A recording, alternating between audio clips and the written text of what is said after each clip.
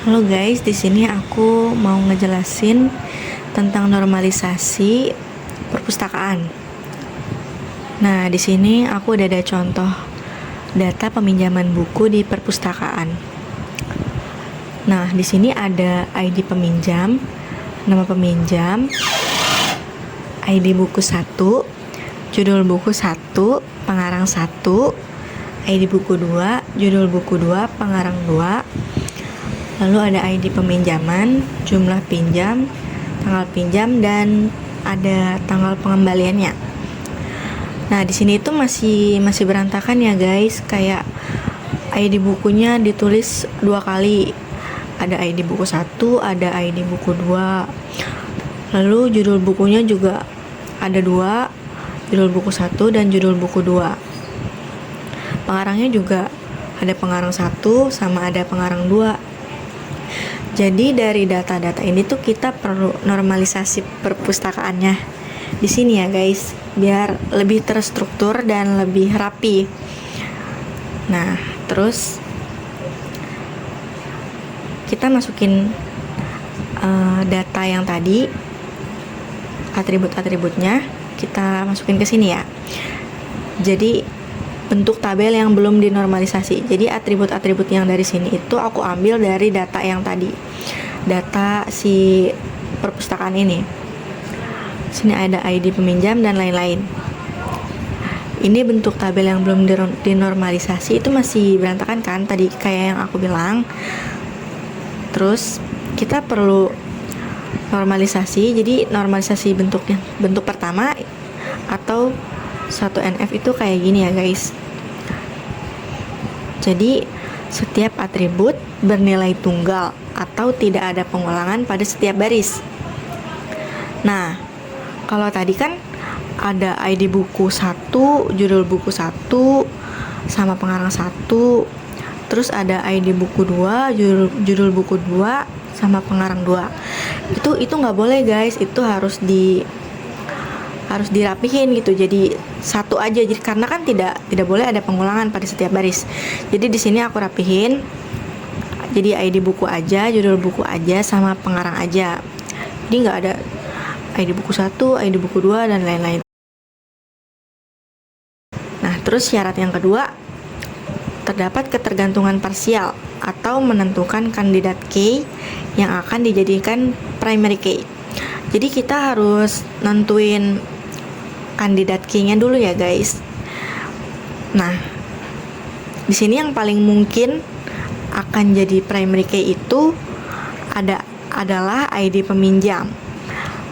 Lalu ada ID buku dan ada ID peminjaman. Kenapa mereka yang paling mungkin? Karena dia itu unik, pasti jadi primary key dan tidak bakal sama dengan yang lainnya. Jadi kita putuskan dia untuk jadi primary key. Nah, di sini udah ada keterangannya. Sudah tidak ada pengulangan atribut seperti tabel sebelumnya yang belum dinormalisasi. Terus primary key-nya juga sudah ditentukan. Nah, beda kan kalau yang ini masih berantakan. Yang ini udah lebih rapi. Terus ada bentuk normalisasi yang kedua atau 2NF. Nah, ini itu syaratnya semua atribut yang bukan primary key memiliki ketergantungan terhadap atribut primary key. Jadi kita pisahin dulu nih si atribut biasa kayak gini, kayak nama peminjam itu kan atribut biasa. Dia memiliki ketergantungan terhadap primary key kan. Nah, primary key-nya itu ada ID peminjam ini. Jadi dia memiliki ketergantungan terhadap ini. Kita bikin entitas pertama, isinya ini memiliki primary key sama atributnya yang lain. Terus ada lagi atribut biasanya itu ada jumlah pinjam, tanggal pengembalian, ID peminjam sama ID buku. Dia itu memiliki ketergantungan terhadap si ID peminjaman ini. karena dia itu primary key kan. Jadi kita jadikan entitas kedua sebagai peminjamannya. Kemudian di sini ada judul buku sama pengarang. Nah, dia memiliki ketergantungan kepada primary key ID buku ini.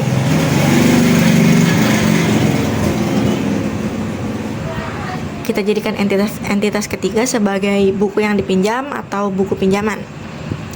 Nah, di sini syarat yang kedua, terdapat ketergantungan transitif. Artinya, suatu atribut yang menjadi primary key pada suatu tabel, maka pada saat direlasikan pada tabel lainnya akan menjadi foreign key atau kunci tamu. Maksudnya gimana? Nah, di sini ada implementasinya. Jadi atribut primary key ini yang sebelah sini kan ada ID peminjam. Nah, sedangkan di peminjaman itu dibutuhkan ID peminjam juga. Jadi kita tarik dari sini lalu masuk ke sini. Kita tandai dengan 2 bintang sebagai kunci tamu atau foreign key. Jadi primary key dari sini itu kita masukin ke entitas peminjaman sebagai foreign key. Jadi dia sebagai foreign key atau atribut biasa. Nah, selanjutnya ada ID buku.